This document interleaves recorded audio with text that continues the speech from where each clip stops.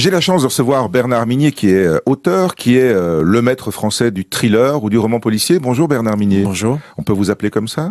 Écoutez, si vous voulez. Thriller, on va dire. Disons que je suis un des auteurs de thrillers qui aujourd'hui, oui, en France, ont beaucoup de lecteurs. Et c'est une chance. Permettez-moi une vacherie pour commencer. Allez-y. Pourquoi est-ce que vous êtes tous si bons à l'écriture de thrillers, donc en roman, et pourquoi est-ce que dans le cinéma français, c'est pas un genre très porteur? J'avoue que j'ai pas de réponse à ça, mais en revanche, ce que je peux dire, c'est qu'on est de plus en plus sollicité par des producteurs pour l'écriture de scénarios.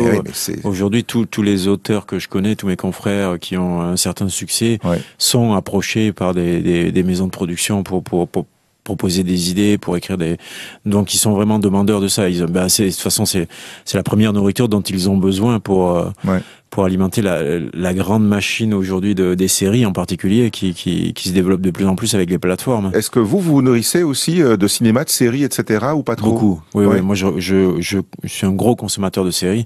C'est un monde aujourd'hui, les séries, qui est très créatif. Il y a beaucoup de séries. Il y a beaucoup de mauvaises séries aussi. Netflix est une plateforme extraordinaire pour ça, mais il y a quand même aussi beaucoup de mauvaises choses. Et au milieu, vous avez des pépites fabuleuses. Donc, c'est très intéressant. Puis l'écriture aussi scénaristique, l'écriture du sériel apprend plein de choses. Moi, j'ai commencé à travailler aussi pour la télé, à écrire des petites choses à droite à gauche, et les deux, c'est deux métiers très différents, mais l'un nourrit l'autre. Il y a des ficelles, il y a des techniques, tout ça, et c'est absolument passionnant. La série aujourd'hui, je trouve, est quasiment un univers plus créatif, plus inventif peut-être que ne l'est même le cinéma. Parlons de votre livre, M, le bord de l'abîme. Il y a beaucoup de M dans le livre.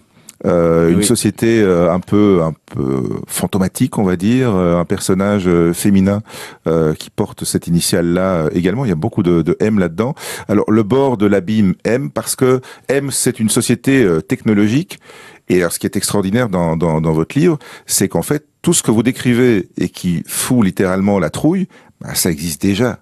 C'est même pas de la science-fiction, c'est ça le pire. Ah non, c'est surtout pas un roman d'anticipation, c'est un thriller contemporain. Et ça se passe ici et maintenant, et ça décrit des technologies qui en effet sont dans notre vie de tous les jours, qui vont y être de plus en plus, et qui sont soit en cours de développement dans ces laboratoires des géants d'Internet que sont Google, Microsoft, Facebook, et puis leur pendant chinois, Baidu, Tencent, etc. Soit déjà des applications qu'on a autour de nous. On voit apparaître, fleurir de nouvelles applications quasiment tous les jours.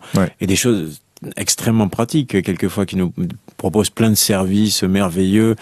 Après, il y a le revers de la médaille, c'est que c'est toutes les données qu'on donne à ces géants d'Internet et qui leur permettent aussi d'une certaine manière de nous manipuler. Et aussi, c'est la porte ouverte, cet Internet, cette ébullition à plein de dérives, dont certaines, on en parlera sûrement, vont même jusqu'à menacer un peu la démocratie.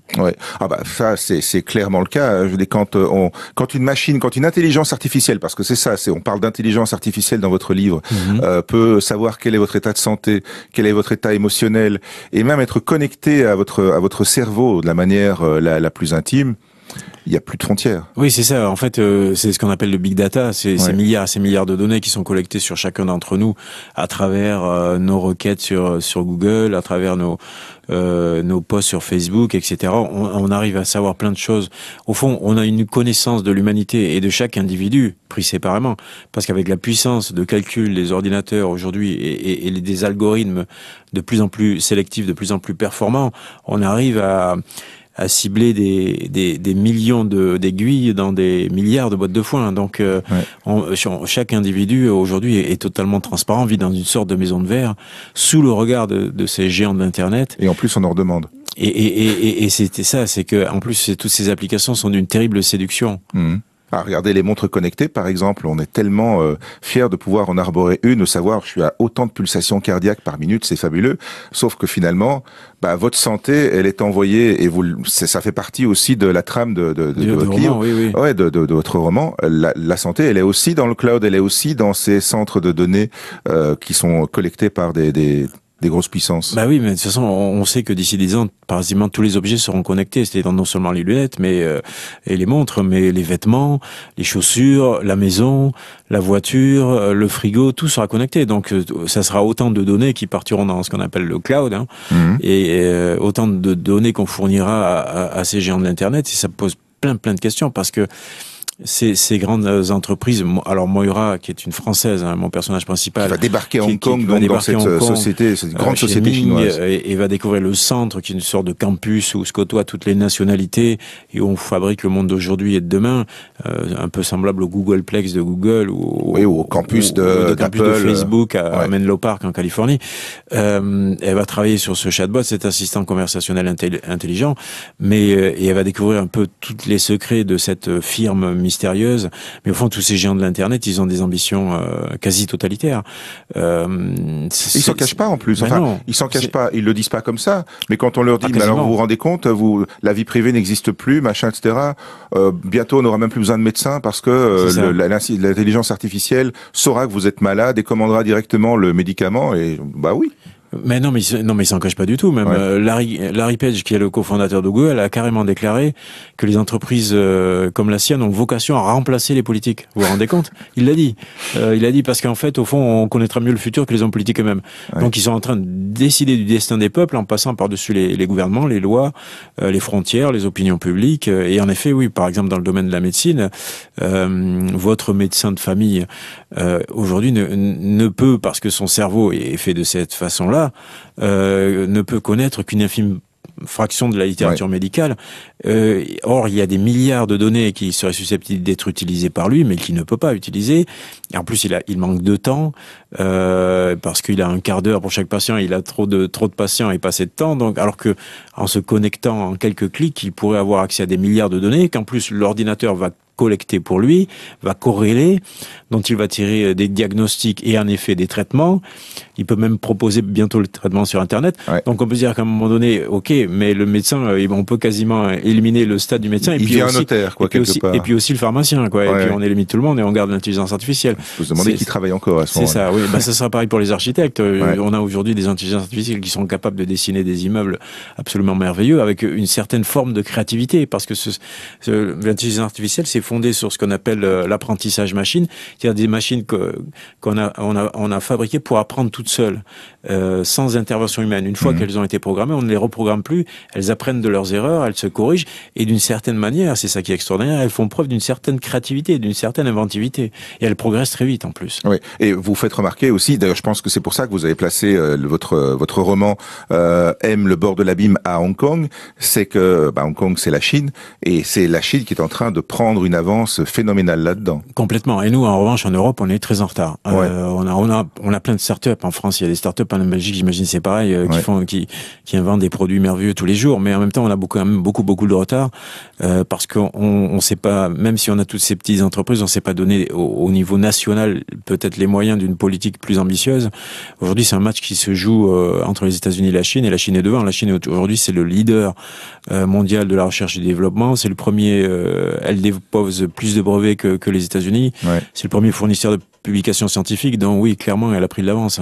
Dans M, le bord de l'abîme, votre livre, Bernard Minier, il y a deux axes. Il y a l'aspect un peu thriller technologique, on va dire, et puis il y a le thriller tout court, parce qu'il y a quand même des morts. Oui. Ça commence par une mort un petit peu étrange, où on découvre que cette société, donc Ming, a inventé un appareil qui permet de soigner la dépression en allant directement injecter des décharges électriques dans le cerveau. Mais si je ne m'abuse, ça existe aussi, ou c'est en cours de développement, non ça? Ah non, ça existe déjà. C'est déjà testé, oui. C'est l'hôpital Hadassah de Jérusalem qui a mis au point ce système. Il y a à peu près la même chose qui est développée en France. Oui, ce sont des électrodes au niveau de la zone frontale du cerveau, qui est celle de la zone des émotions, et qui sont reliés à une batterie et une petite intelligence artificielle qui se trouve au niveau de la poitrine par des fils absolument minuscules.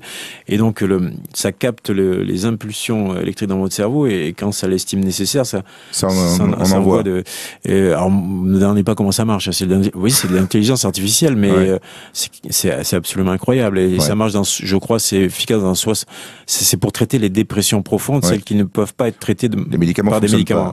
Les médicaments ne fonctionnent pas, et je crois que c'est efficace dans 70% des cas. En tout cas, c'est ce qui se dit.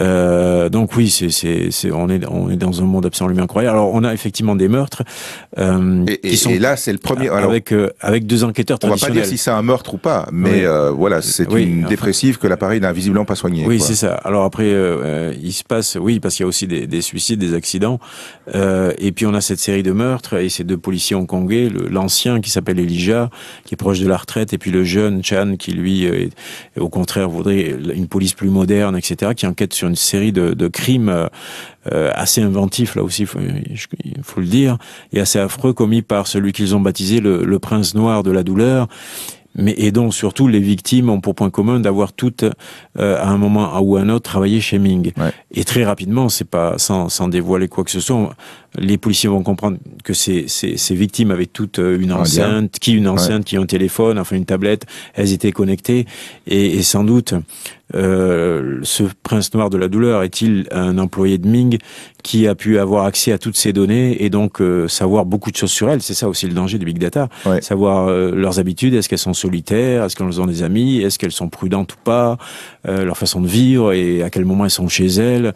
Donc très vite les flics comprennent que ces données-là ont été utilisées pour cerner les victimes. Il y a un décalage aussi parce que Hong Kong, il y a à la fois des gens très riches qui vivent dans des appartements luxueux et des gens qui vivent très loin dans des bouges ou entassés dans des cages.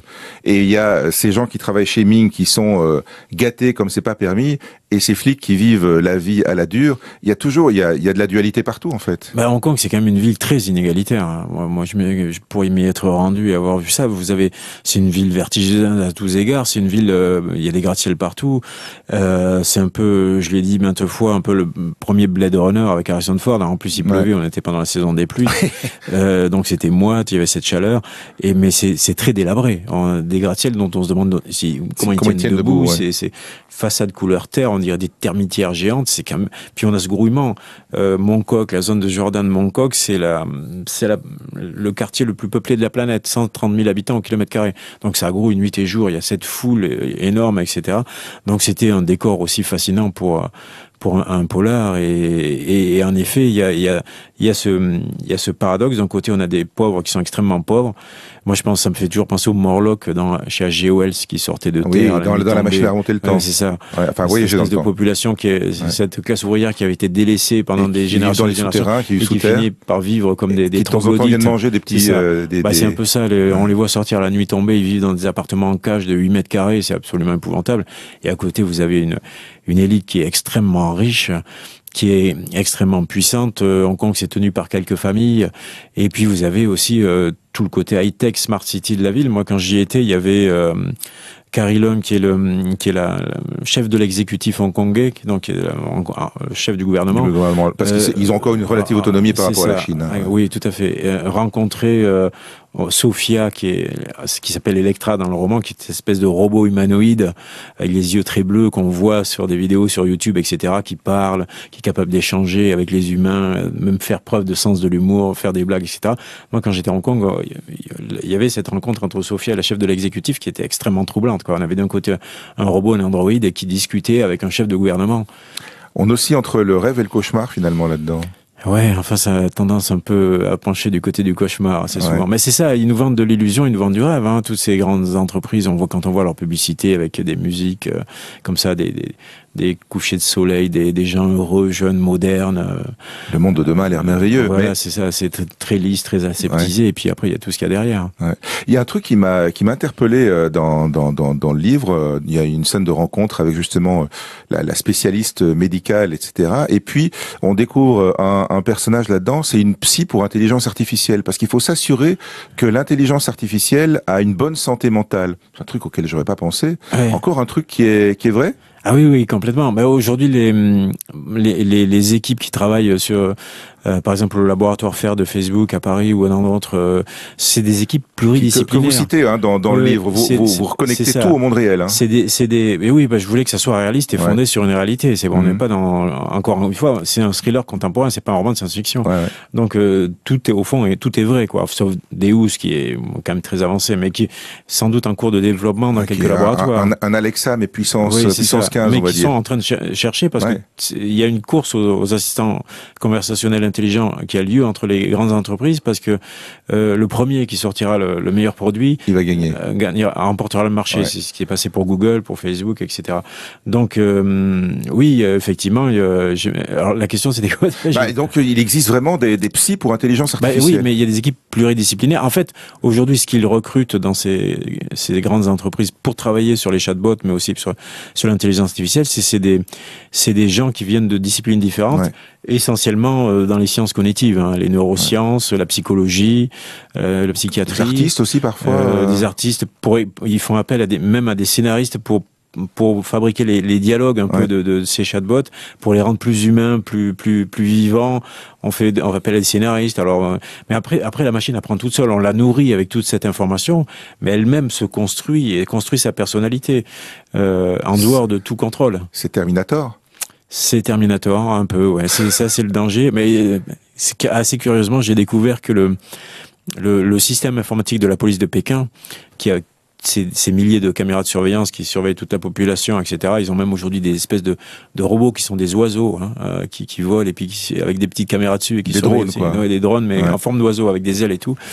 Et le système informatique de la police de Pékin s'appelle Skynet. Donc vous voyez.